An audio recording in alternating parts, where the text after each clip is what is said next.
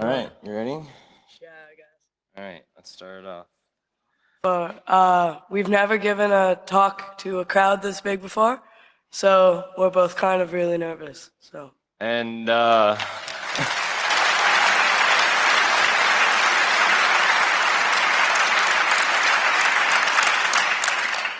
yeah, we've had to basically stay quiet for 4 years while going through our court case and legal issues. So this is the first time we can talk about as much as we want.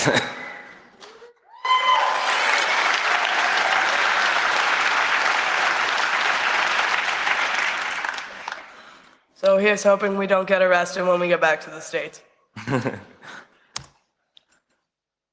So basically, the story starts with Operation Payback and the anonymous movement that sort of came with it.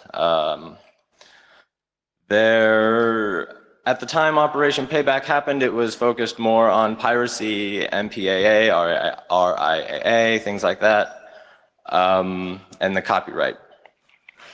At the same time that Operation Payback was happening, WikiLeaks was also forming itself into a major journalistic entity. What was it, like 2 or 3 weeks into Operation Payback?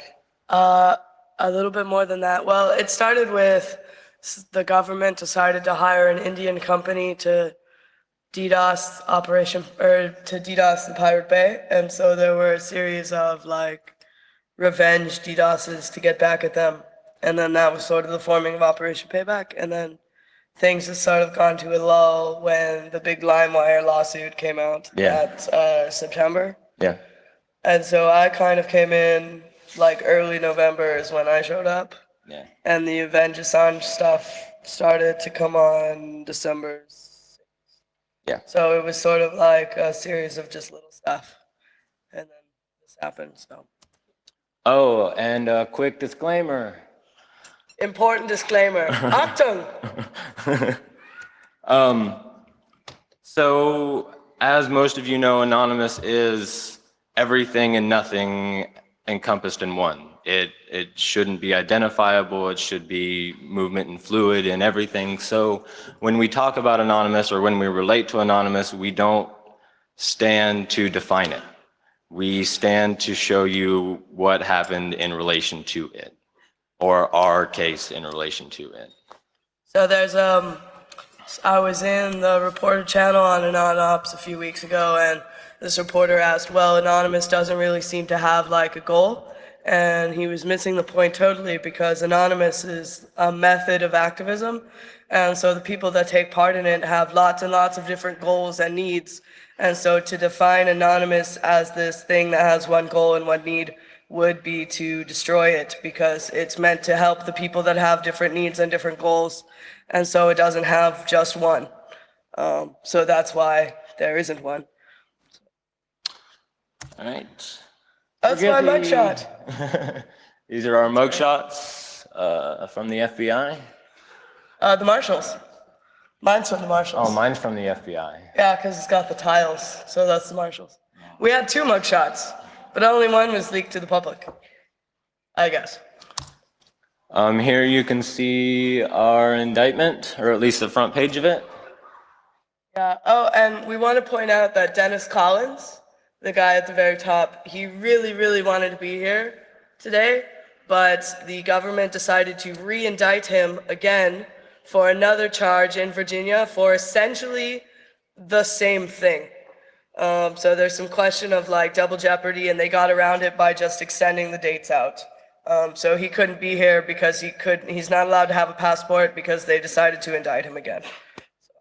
Yeah, and then others on the list, although they were involved, they liked their anonymous status, and they just don't want to be public figures involved in it. Not that they don't stand with their beliefs or what they did, they just don't want to be in the public eye. And then some of our co-defendants are here right now, so you can stand up if you'd like.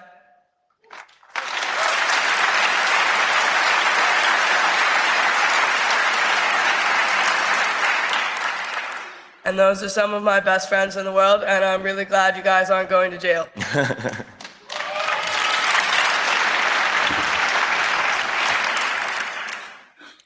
So this is sort of an explanation around our talk, or around our court case. So December 4th. You can read it right there. Yeah, oh, I can. Cool.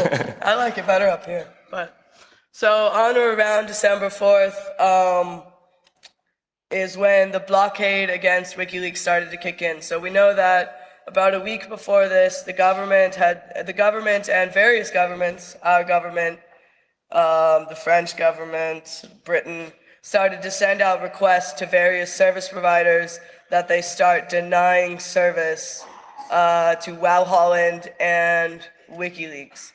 Now, Wow Holland, as a lot of you know, represents a lot of different projects. So WikiLeaks, while we support them, there were a lot of other projects that just kind of got shut down because they were in the way, coming through blocking Wow Holland. And so in retaliation, a lot of members of the anonymous movement decided that it was time to do something about this, and there were a series of retaliations against PayPal, primarily I think because they were like the biggest problem. And then there was MasterCard, Visa, Bank of America, Western Union, pretty much any way other than just putting cash in an envelope and mailing it. You could not donate to Wow Holland or WikiLeaks. And so there were a series of denial of services and black faxes. So I don't know the word in German for black fax, but it's when you take a black piece of paper and you tape it in the fax machine and send it on loop. So, and yeah, it was pretty great because like there was some guy who leaked one of the service admins' emails from the PayPal that was like, yeah, so one of the fax machines just caught on fire because the heat sensor wasn't working. Go us. Fire's good. So I think, next slide. So out of these attacks, I'm not sure if you can read, but we'll go through it. This is the damages total in dollar amounts that PayPal put towards the government. So you can see that from the DDoS attack, they said they spent almost $500,000 in work effort, $4.5 million in new hardware and software. Basically, they got a brand new infrastructure on our dime. And a new fax machine.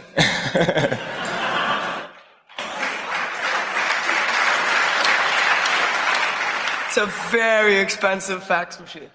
Part of this $4,500,000, lots of dollars, was a software update. So they tried to claim to the government that we were responsible for the fact that they needed a software update. So what was their plan if we hadn't DDoSed them? Was to just not update?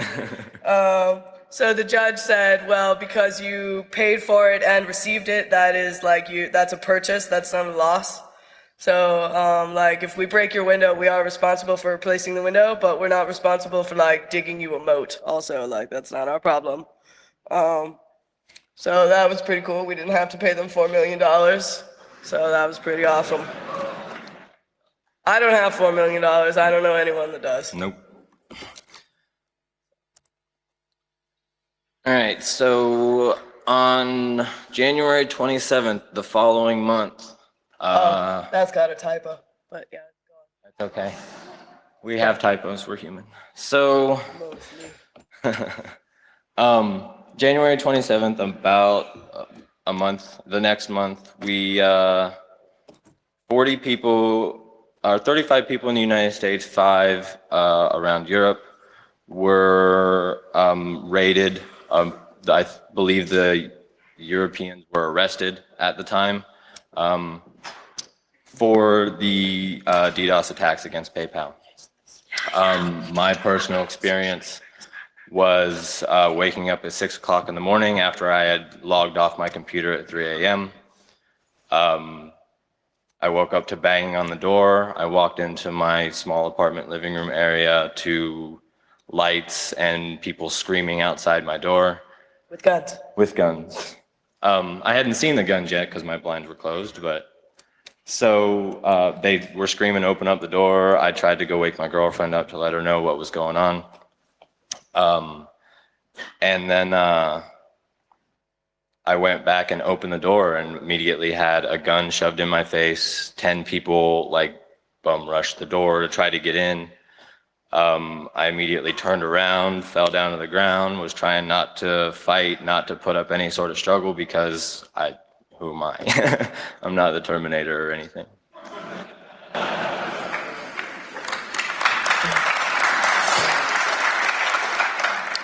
So the slide says 40 indictments. It's actually supposed to say 40 search warrants. So there were 35 or 40 served in the United States and then 5 actual arrests in the UK. And some of those people actually were here at the conference today, right? Some of them? Yeah, I think so, yeah. That was them. And so, like mine started, if you want to know what a Fed knock sounds like, that's what it sounds like at 6 in the morning, and it's a really scary sound when you're just waking up. So mine is, I was living with my dad at the time, and I got pulled out into the cold with like the flashlight in your face and guns. And there's all these stupid questions they ask to verify that it is indeed you. And then during the search warrants, they ask you all these questions. And one of the questions which, so Anonymous by this point in Anon history had kind of, we were still doing flyers and things on 4chan, but we weren't organizing there, we were organizing on IRC. So one of the questions they asked was, tell us about 4chan, which is a really vague and strange question to ask. And so after they asked and I was like, look, you don't want to know about 4chan. Nobody wants to know about 4chan. And so I was like, well, if you really want to know, I'll tell you, but you can't unhear it. Like, this is permanent. You're doing this to yourself forever. And they're like, yeah, tell us about 4chan. And so I told them, I have a pretty good memory for things that I've read, so I told them almost like line by line one of the worst 4chan threads I'd ever read. And I'm not going to subject you guys to it now, but it's essentially about this guy that's like in love with his dog, and in a number of ways, maybe some of you have seen it. Anyway, but the FBI agent, one of them had to go up outside and throw up afterwards.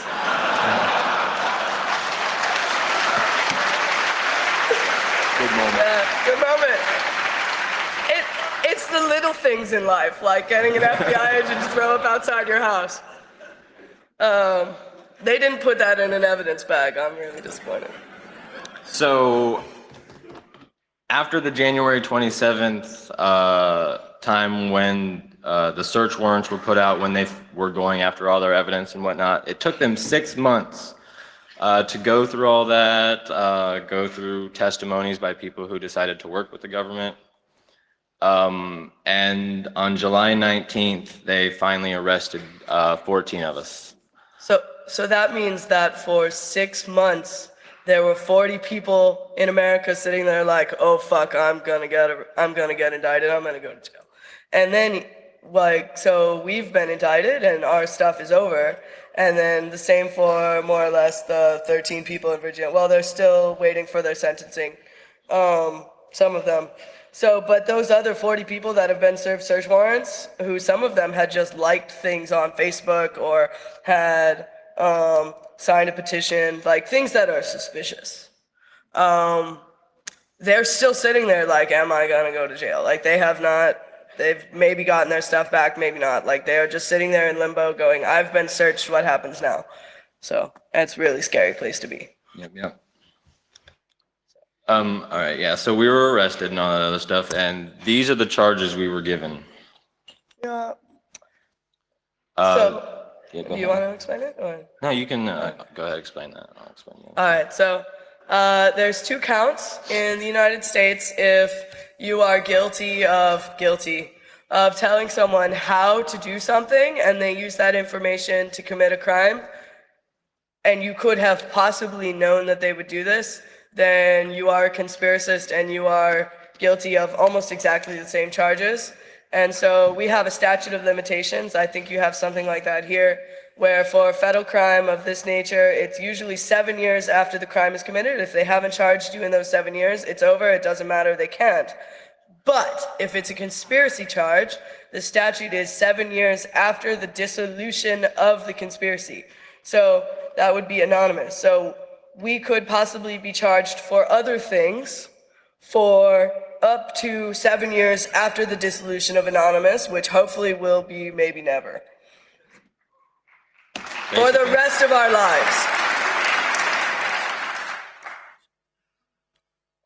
And it kind of came down to, it could be 2 15-year sentences served like at the same time, and then $250,000 in fines. That's just fines. That's not even restitution to our victims. The $5.4 million or whatever figure they decided to come up with, that's not added on to this fine total. Yeah, so. We'll get done with the boring legal stuff in a minute. So, do you? A little bit about the CFAA.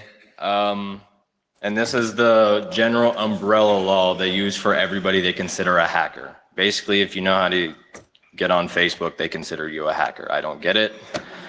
But hey, I'm not the FBI, so.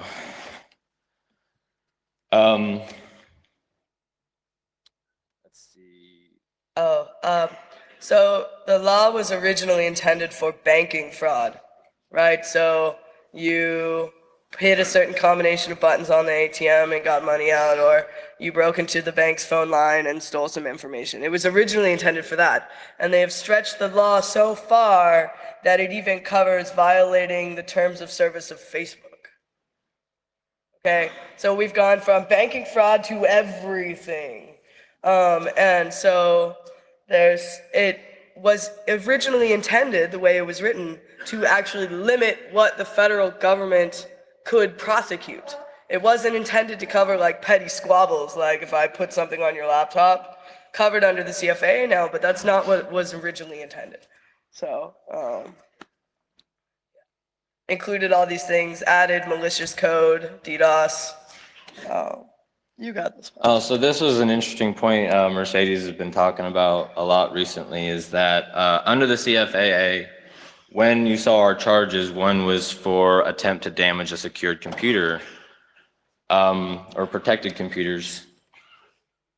And so the thing about the computer, or the way that the federal government in the United States works, is that if you take something or you do something illegal over a state line, any of the 50 states, if you go over the state line with that, that jumps into federal jurisdiction and they take control of it.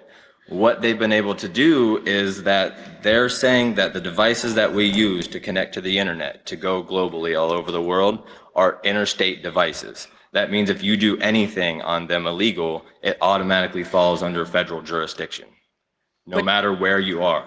Which makes it a felony instead of a misdemeanor. It's automatically 15 years. As opposed to, so even if it never touches the internet, if it's over a router, if I send something to him over the same router, if we're in the same state, which is really abnormal or used to be abnormal for American law, then it's automatically a felony because it's interstate on an interstate device.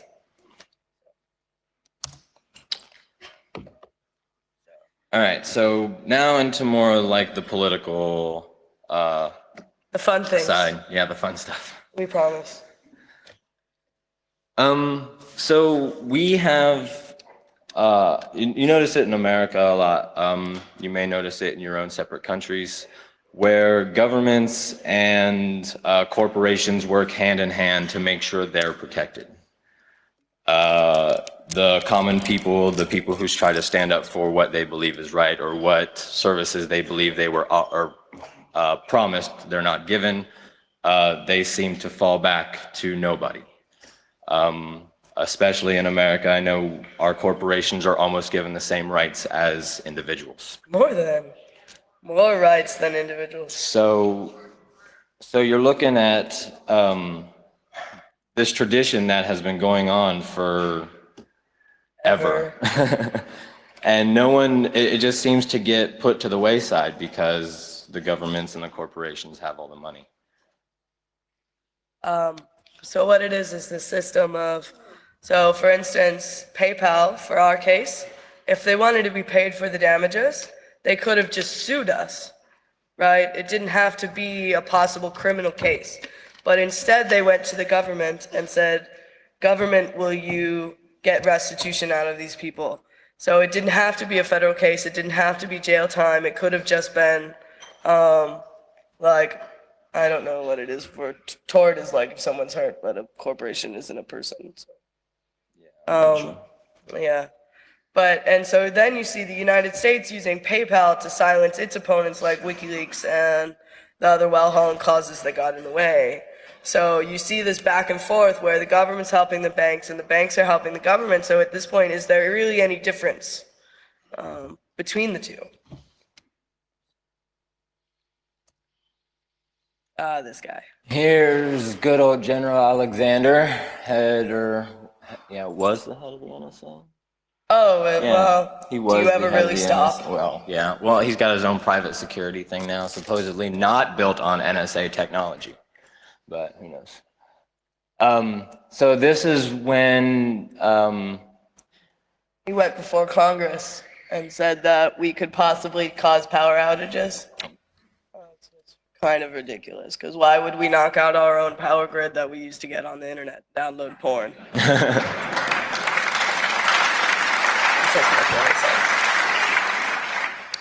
We're pretty selfish like that. But during the time that the attacks and things like that were going on, you would see many officials in Congress lobbying with the argument that Anonymous was this big scary thing that was going to hurt everybody. So they would use that to get more money, more power, all those sort of things. Okay, so another major issue just surrounding the whole transparency movement and WikiLeaks, and you should all be familiar with this, is that the government's lack of transparency really impacts your ability to decide who your government officials should be, because you can't impeach what you don't know, and then if you don't know what they're doing, then how do you know if they're doing a good job? And everything is classified. They just something came out that was declassified, that was classified in the 60s, and it was something there's specific law that they're not supposed to classify anything just because it's embarrassing for a public official. And this document came out that was the guy had sex with prostitutes or something, and it was classified for 50 years. And then also, so in the United States, if you destroy something that's part of the process of a federal investigation, then you're tampering with evidence or impeding the investigation, despite your Fifth Amendment right to not incriminate. But if they destroy it, it's national security and it's very important, and we can't question that. Right. And this transparency is the biggest part of what Snowden and Manning did, I think, is to tell us what is actually going on so we know who to put in charge. I mean, if we need leaders, we need to be able to trust those people. Why are we not actually finding out what they're doing? And Jeremy Hammond.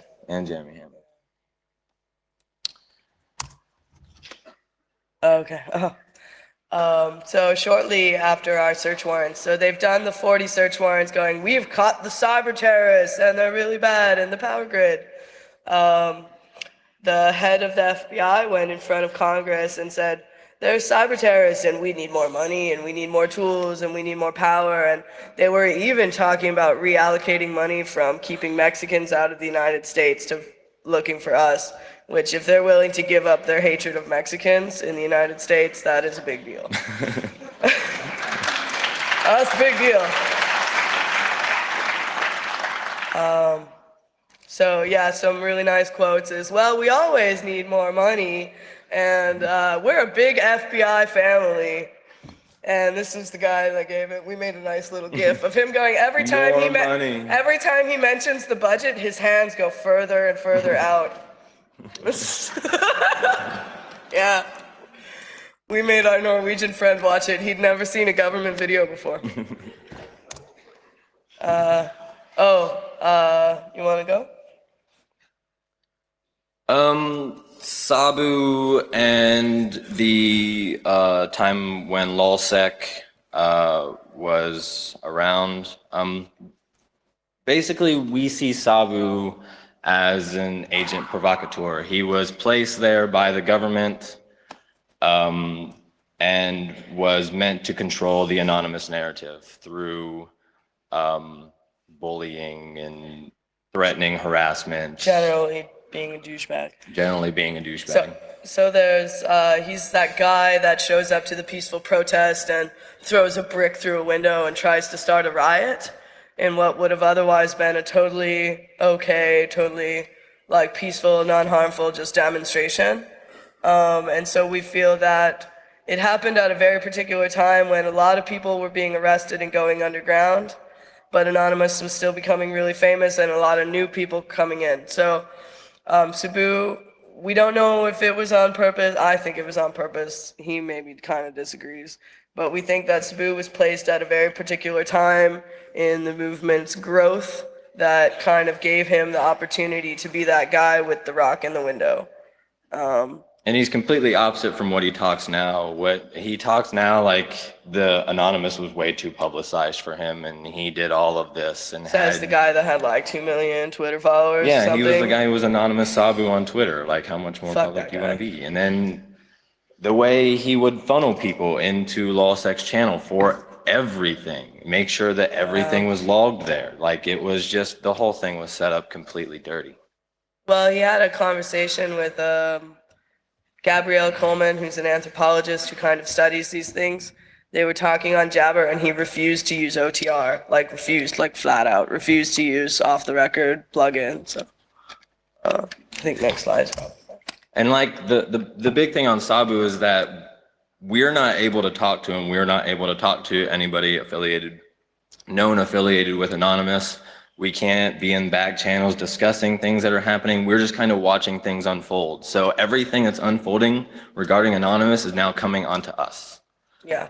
So we're getting blamed for things that we can't even stand in the way of, is essentially what had happened. So we're watching all this stuff happen, and then we're currently indicted, and people are saying, well, you guys are stealing credit card numbers. It's like, no, I just maybe sent some packets to PayPal. I didn't steal anything. So for this, it's the first month of our indictment. We were completely prohibited from touching any sort of computer. We were, for almost a year, specifically barred from using Twitter for almost no reason that they could justify other than, well, maybe they'll talk to people. That would be terrible. From what I heard, though, it had to do with some protests, which I can't remember off the top of my head, but they were using Twitter to circumvent the police blocks. So some command center of this protest would say, hey, the cops are here, don't go this way. And they'd make sure the movement would move somewhere else. How dare we avoid cops? Right. And then for the entire length of the indictment, we were prohibited from speaking on IRC, but other protocols like Jabber and things like that were totally fine. So it makes no sense. It's the government. Oh, you. This basically goes off of the movie that we just watched. I mean, the amount of things and ways they have to track us is mind-boggling at times, and most people don't even want to try to wrap their head around it. Like if you want a fun game, just try to keep track of how many times you hit that button on the side of your phone to turn the screen on to see what time it is. Like, just where would you be without your phone? I don't own an alarm clock. I only own a cell phone. Every day, we're completely dependent on these devices. We send so much communication over them, we don't even realize how much, and then they can monitor all of it. because the way it works, I know in Germany it's very different. You guys actually cannot surrender the right to your own communications. But in the United States, it's not this way. In the United States, so every message I send on Facebook is not actually my message. It's Facebook's data on me. So if the government comes to Facebook and says, Facebook, we really need all this data, Facebook can legally say yes, because it's not my data that they're surrendering, it's their data on me. So there's a big conflict because we have a constitutional right to privacy in the United States, supposedly. And what it is they're getting around the Fourth Amendment, or this human right that we've been granted, by saying that it's not your data, it's somebody else's data, and that's all we're requesting. Super shady. And Facebook doesn't have to tell us that they've made this request. And in fact, in some ways, they are prevented from telling us legally. They are not legally allowed to tell us that this request has been made. And of course, this doesn't just stick with Facebook. It's every service you use anywhere. Google, in America, Twitter, most email providers, all email providers that are not like privately created by yourself, which we recommend. Yeah, very DIY highly. as many services as you can. Seriously, learn how it works.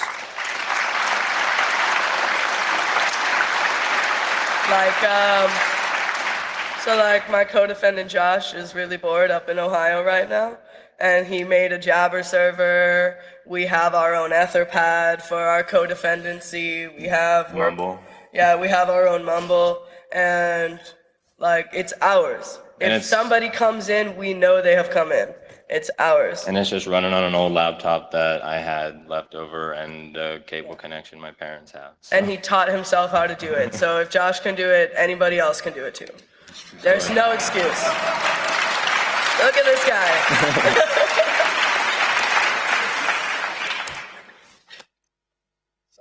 And then it's your data and not Facebook's data. Yeah, basically goes on the same thing. So if the government is allowed to say that, or these corporations and the government are allowed to say that it's not our data, it's the services data, and if they're allowed to prosecute us and arrest us and charge us like they have been, then what rights do we have online? We come online to be free, to do what we want, to be what we want and say what we want. Why? What jurisdiction do they have there? They shouldn't have any.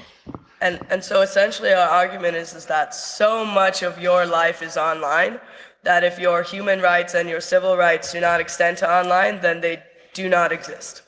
They're gone. They're gone.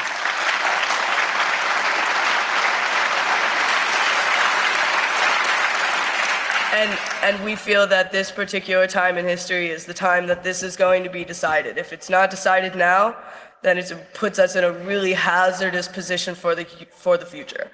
Because this is when it's being decided, and we need to really push for them now, or we won't have them, ever. They'll be gone.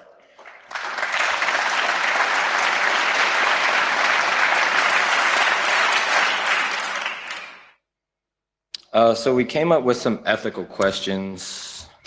Yeah. So, do you feel like the banks should be able to tell you where you can spend your money? And obviously, that's a really big problem because, especially in the United States, there's only like maybe 5 or 6 major banks now, especially since the collapse and they consolidated. So if all the banks decide that you can only buy your tires from this one place, then that is where you have to buy your tires. And so it's a serious problem that could potentially control people's spending rights, which we feel, especially, you have a more socialist society here, but in the United States, capitalism runs everything. And if you don't have your capitalist spending rights, then what rights do you have? None. Zero. None. You are your wallet. So that's why the poor and the homeless see no rights whatsoever. They're treated like trash. Yeah. And it's disgraceful. It's pretty.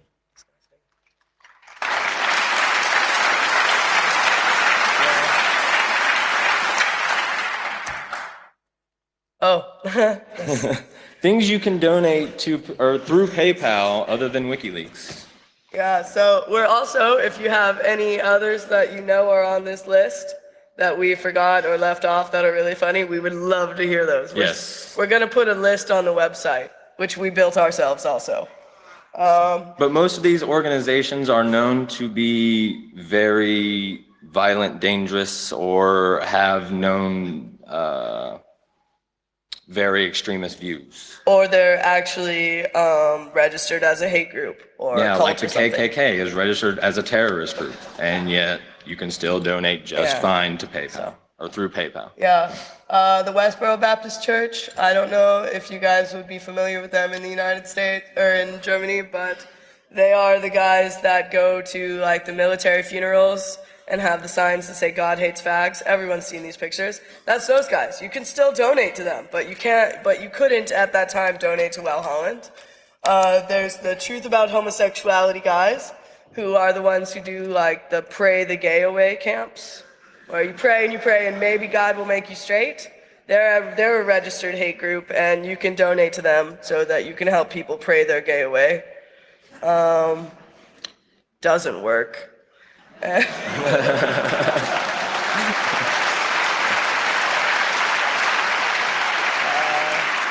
yeah, that's about it. Oh, yeah. So money is speech. So That's basically the same thing we went over before. yeah, well, but it's not anyway. Go ahead. So we had the Supreme Court decision that corporations are people and they can donate as much money as they want to political candidates, which is not very good. And so, but they've decided that corporations can donate as much money to anybody that they want, anytime that they want. They don't even have to tell us how they did it or how much. They can, yeah, anyway. But by blockading WikiLeaks, they've taken that same right away from you. So it's essentially the government, under their own rules, has colluded with the banks to take away the same right that at the very same time they had just given to corporations. So that's should be super illegal, but we're talking about the government. And you can do this one. Yeah, so this was a major question posed by people throughout the past 4 years, is how can you defend the freedom of speech while oppressing somebody else's freedom of speech? And that's a very hard question because, yeah, that guy, even though you hate him, deserves to say whatever he feels like saying. But at the same time, if that man is spouting derogatory hate and inciting riots and starting general problems, where is the line?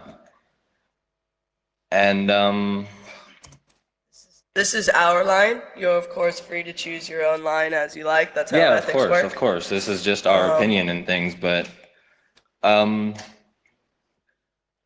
we feel that in our context, there's a major difference between what an individual being attacked and a corporation being attacked. So, yeah.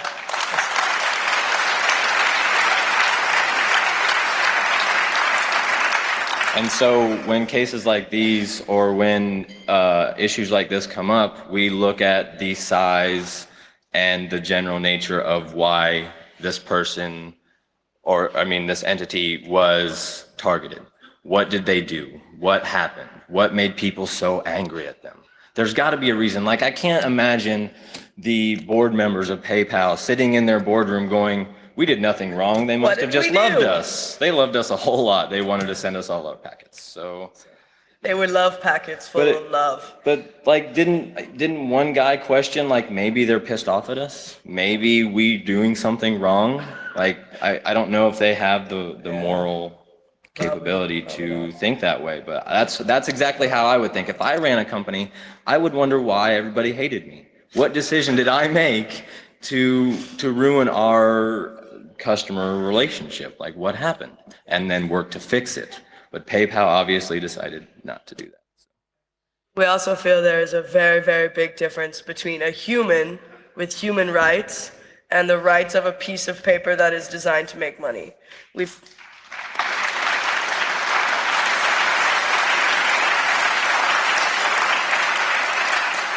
So if I make a blog and I put this blog up and it's got an opinion, that is my opinion formed by me as an individual, as a human with rights. But if PayPal has a blog, which they did until we DDoSed it into the ground, that is an opinion formed on behalf of making money, on behalf of that piece of paper designed to make money. And it is not a human and it does not have rights. And so that is where our ethical line is as far as what is impeding freedom of speech. We do not feel we impeded PayPal's freedom of speech because we do not feel that PayPal is a person.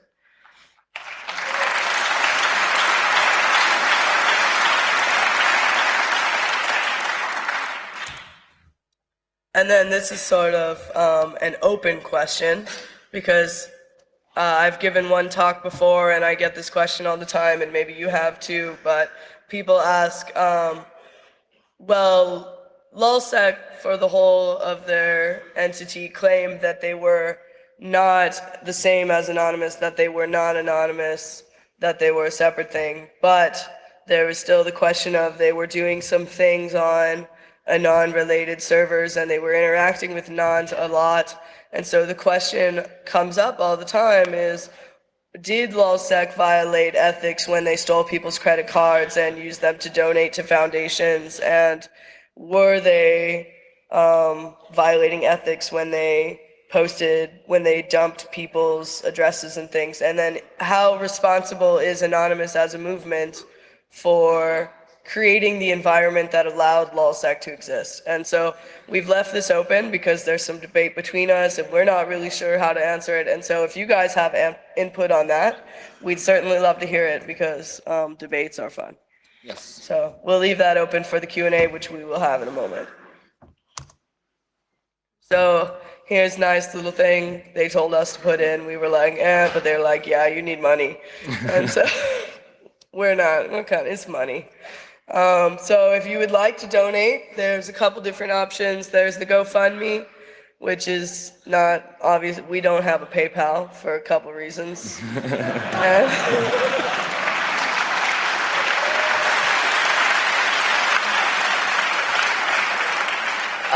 So you can donate through the GoFundMe. It goes directly to the co-defendants and then gets divided equally amongst the co-defendants until the restitution is paid. And once the restitution is paid, then the GoFundMe will be closed and we will not be accepting any more money. We don't want money, we just would like to not be under the thumb of PayPal anymore. You can also donate through the Well Holland, which is tax deductible in Europe, unfortunately not in America because nonprofits are only for people that are actually making profits.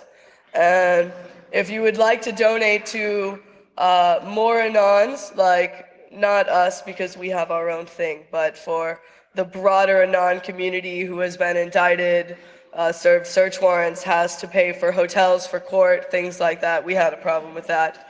Yeah. You can donate to Free Anons, which is they're an organization that helps pay for like food and transportation and court fees for Anons who are also being prosecuted other than just ourselves.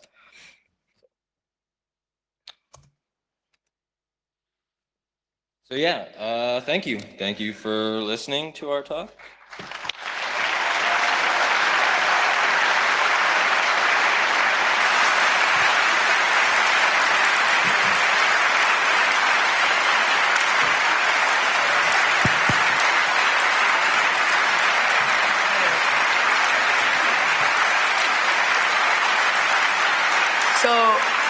So at this time, we'd like our co-defendants, and if there are any other like currently indicted or prosecuted Anons or computer activists in the auditorium, if you'd like to come up and join us for the Q&A, because this is not me and Josh's movement, this is everybody's movement, and we all deserve a chance to answer anybody's questions, if you would like.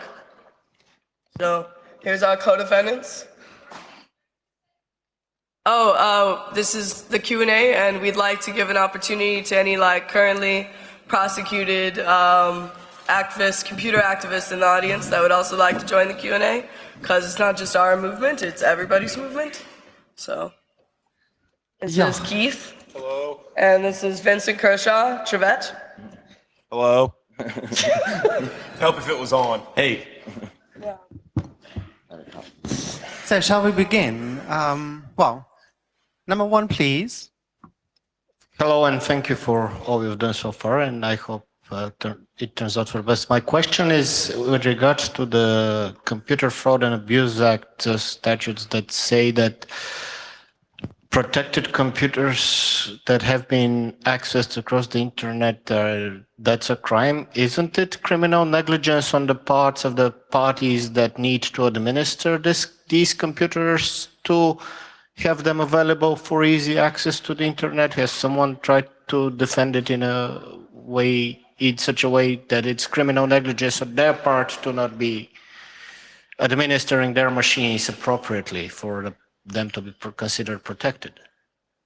No, it just has to be you've accessed it without consent. Whether they left it, if they left it completely open and you went into it, it is still a violation of the law. It's not like in Australia, if you didn't take adequate precautions, then in Australia, then it's not a crime for someone to walk into your computer. So, but the United States is not like that. It's just access without consent, Right. which is really, really dangerous. Because Right. what if you do it by accident? Right.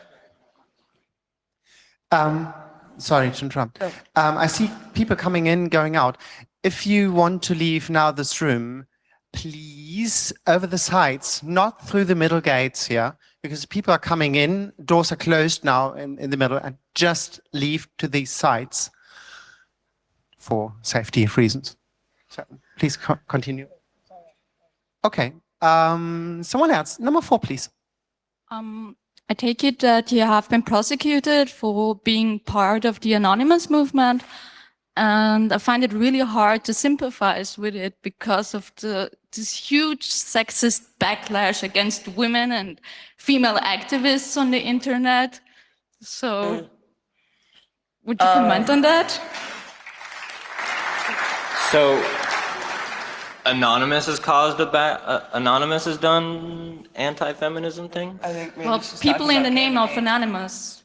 People in the name of, so this is the other thing that we tried to point out at the beginning, is that Anonymous makes up of whoever, whenever, however. I was a part of it at the time in 2010.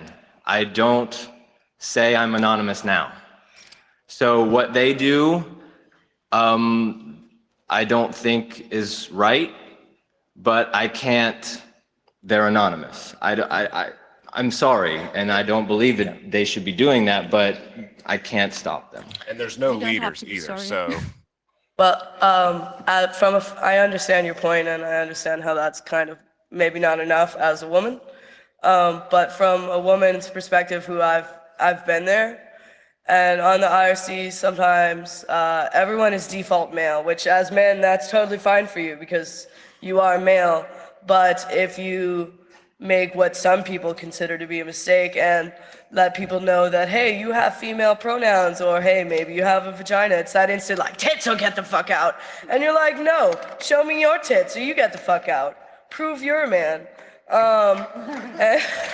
Yeah. And so I can say that from personal experience, like that's just like an internet culture thing that has leaked into Anonymous. And okay, so if I ever had a problem on AnonOps, which is one of the largest anonymous IRCs that's been going on since 2010, you were there. If someone says this to me and I get mad, there are people, and particularly one of them's here in the audience, who like instant ban, like you are, fuck you, go away. Because how dare you make another Anon feel uncomfortable, like they can't do activism here. And if it gets to that point, if someone makes it clear that they have hit that point, then like that person has to be dealt with, period. So I understand like the feelings of the culture and saying like, hey, that guy's a faggot, but that's another panel completely, but it is not quite what it's been made out to be. And I really recommend that if there's a problem, then say something to your sysadmins, and if there's a problem with your sysadmins, get new sysadmins. Because sysadmins are replaceable just like anybody else. Right. Is there a question from the web? Oh, thanks for asking. There's no actual question from the web, but there was a lot of discussion around why you have chosen DDoS PayPal and not an other approach. Maybe you can elaborate on that. You guys want to talk about Loic and the Hive and all that good stuff? Is your mic on? Yeah. So the question was basically, why did we choose to DDoS rather than hack? Really, I guess I see it as a sit-in rather than, Breaking and entering. Yeah, there's no need to break and enter when you can just, Bar have the doors. an online sit-in. So, to me, I saw it as, a legitimate way to protest PayPal and let our opinions be known. And it's as simple as that, really. And in Germany, like with the Lufthansa case, it is legitimate. Yeah, it's protected speech here, political speech. So, I mean, what we went through in the past 4 years, if you're a German citizen, you Like heard you pick nothing up of it. trash for a weekend and that's it. So. Question answered? I think so. Number 5, please. Yes, hello.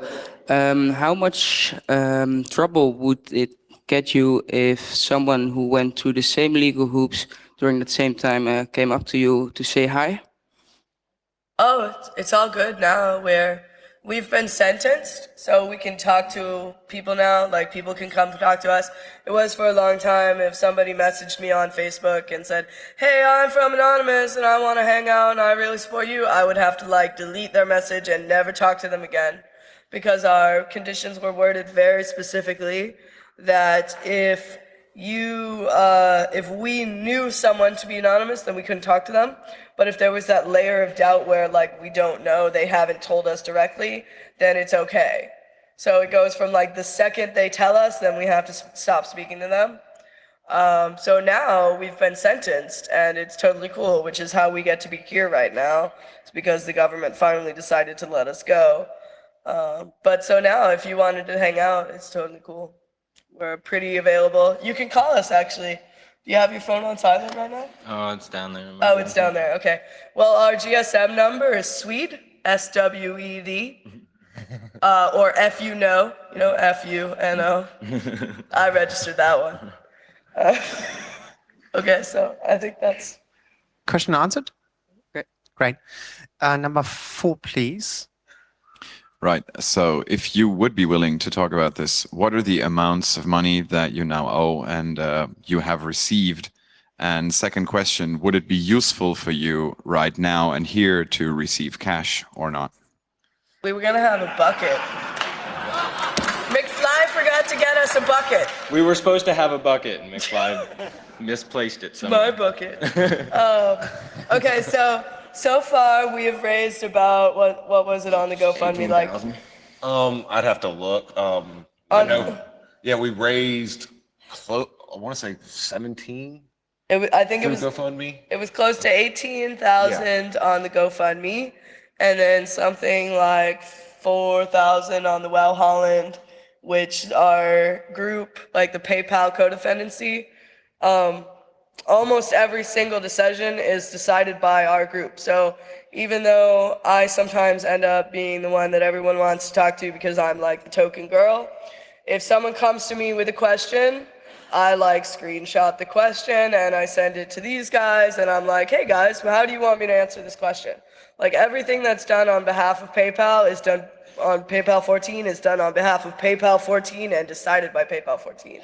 So we decided then that the 4,000 that was raised for Well Holland should go for this trip to let people know what's going on and how things are in the United States and how we would really like them to be, which would be freedom. That would be nice. Yeah. So we've raised about 21,000, but 4,000 went towards being here today. So we still technically need 50. It's okay. So it's 5,600 each defendant Wow. times 13. So it's about Well, it's 86,000 altogether minus 21,000. yeah. So it's complicated. It's a lot of money. It's like 50,000 is left. And yeah, and Still. GoFundMe right now is listed at 86,000, but that's because they take like The 10%. the 8%. 8.5% fee. Yeah, it's a fee. So if you look that at the explains it. GoFundMe, it includes the fee for GoFundMe because we thought that would be a good idea at the beginning. So it's closer to 7,200, but we have about 50,000 left to go, which will not fit in a bucket. Great. And yes, we take cash. Yeah. So you can give us cash. come up to the stage and give them all your money.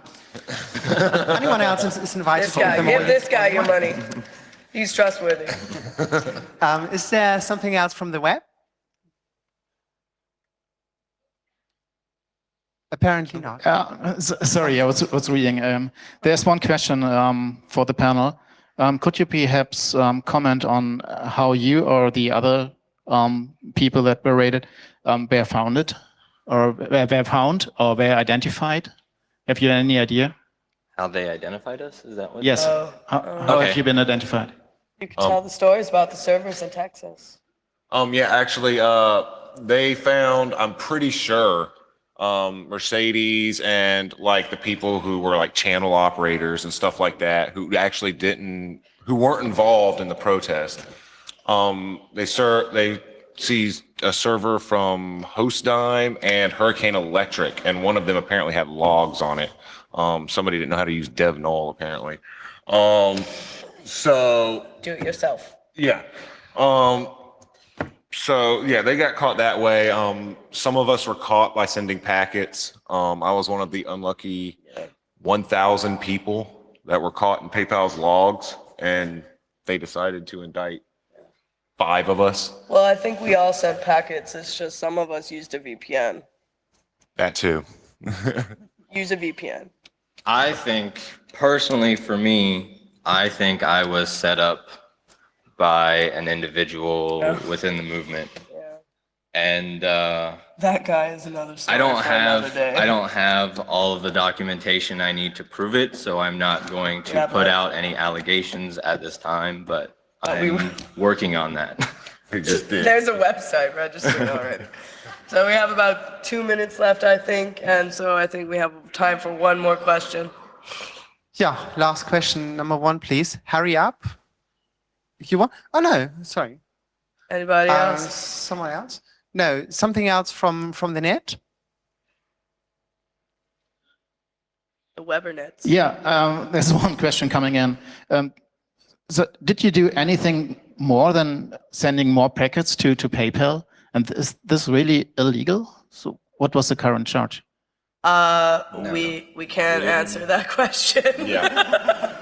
Not legally if we don't want to be arrested when we go home. Again. I see your point. Great.